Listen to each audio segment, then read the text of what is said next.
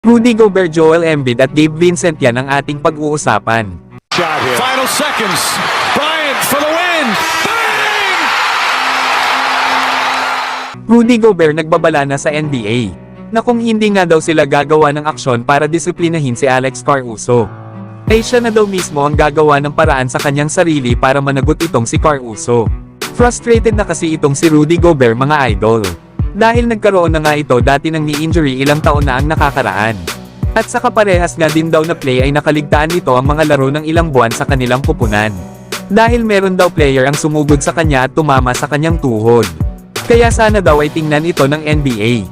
Dahil kung wala nga daw ang mananagot dito, ay mismong si Rudy Gobert na daw ang gagawa ng paraan para panagutin ang player na sinasabi niya.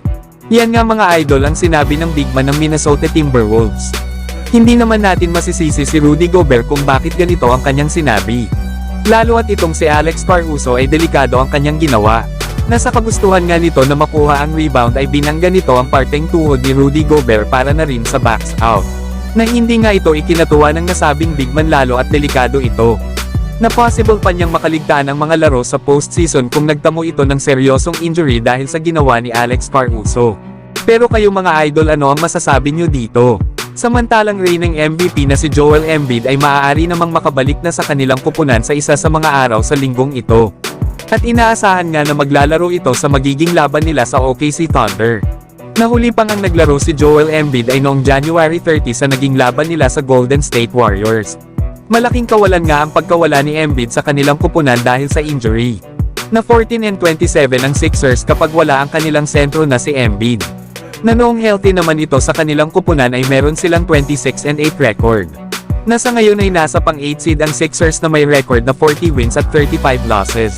Kaya panigurado na lalong lalakas ang kanilang kupunan kapag naglaro na si Joel Embiid. Lalo at nag-a-average lang naman ito ngayong season ng 35 points, 11 rebounds at 5 assists per game.